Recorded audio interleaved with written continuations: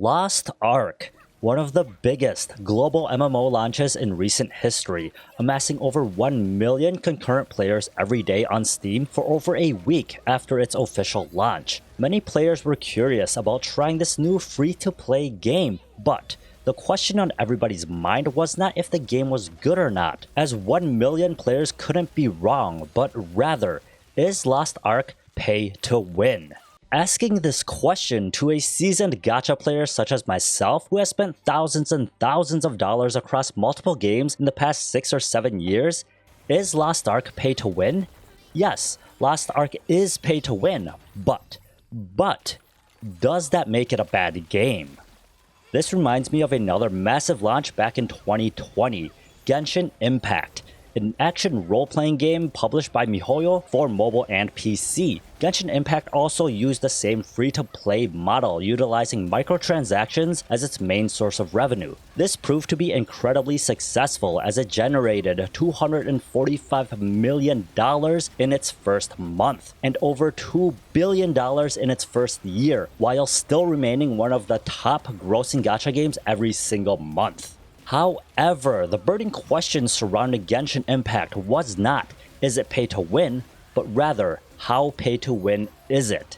Being a mobile game, especially in the gacha category, it was very obvious that it was going to be a pay to win game. Many players and content creators alike boasted about spending $1,000, $2,000, or even $5,000 within the first few weeks. Now, this same situation is happening in Lost Ark as well, which clearly means that Lost Ark is completely pay to win and it requires you to spend just as much money as you would in a gacha game. Well, not really, as you may feel free to spend as much money as you want in Lost Ark. Every single cent only leads down one path, and that is progression. You are either spending money on cosmetics, convenience items to help you progress faster, or turning your premium currency into gold to buy honing materials or gear off the auction house. That may all sound like pay to win, which it is, but if you decide not to pay, you are not missing out on any type of content, limited or permanent. Every month or so when new content is released, you may experience it without needing to spend a single cent, given that your eye level is high enough to enter the newest dungeons or raids. And now that is where we start seeing the real difference between Lost Ark's pay-to-win monetization and one of a gacha game like Genshin Impact or Smilegate's mobile game Epic 7. Content updates in Lost Ark mean new raids, zones, classes, which everyone is allowed to enjoy. What you may need to pay for could be skins, pets, mounts,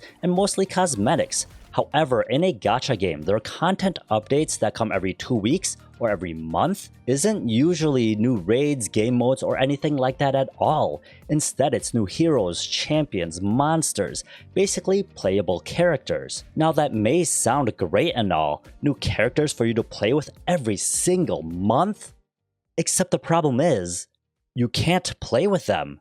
Not unless you are lucky enough to obtain that character through the gacha system. And if you are unlucky, then that is when you break out the credit card. But don't worry, it gets worse.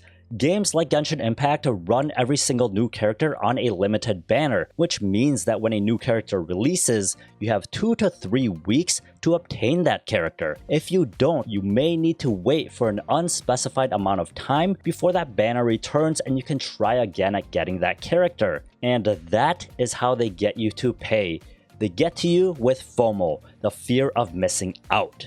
The fear of missing out on new content. Because the content that you're usually getting every month is a new character. You're basically incentivized to pay if you want to experience that new content. Not to mention that you are actually required to pay with premium currency or obtainable in-game items to play the game itself, since mobile games do operate on an energy system. Comparing the energy system to the dungeons and event cooldowns in Lost Ark isn't hard. They both gate you from progression. In gacha games, you recharge energy to farm for progression. In Lost Ark, you aren't allowed to reset the cooldowns, but you just buy what you need from the auction house or the marketplace. It's just different forms of progression. Now, you really don't need to pay any money to enjoy either game.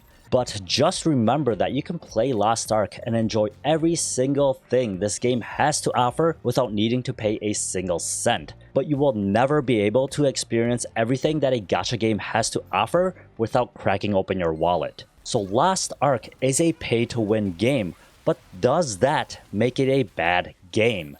I said everything I needed to, so you can decide. So I hope you guys enjoyed this. If you did, please like and subscribe. Thank you for hanging out with us, and I'll see you guys next time, man. Bye.